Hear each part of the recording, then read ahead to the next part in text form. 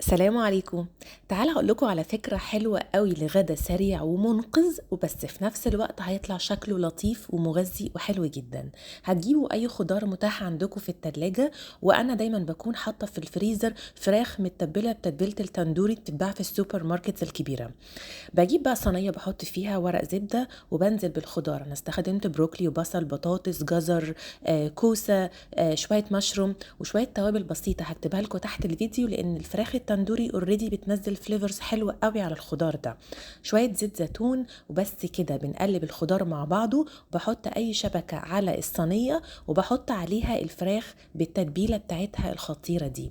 هدخلها الفرن على درجة حرارة 200 وهسيبها لحد ما تستوي تماما الفراخ. في نفس الوقت الفراخ هتنزل الصوص بتاعها وهتسوي الخضار بطعم حلو قوي.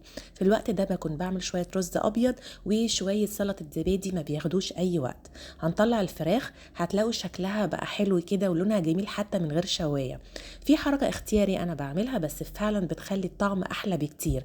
بقطع مكعب زبدة على الخضار اللي انا شويته ده، وبحط عصرة ليمون وبقلبهم مع بعض. هدخلهم الفرن 5 دقايق او اقل تحت الشواية. بيطلعوا طعمهم مشوي وجميل، ونكهة الليمون بتخلي الخضار طعمه حاجة تانية خالص. هرجع الفراخ وكده الصينية جاهزة، جربوها وادعولي وبالهنا والشفا.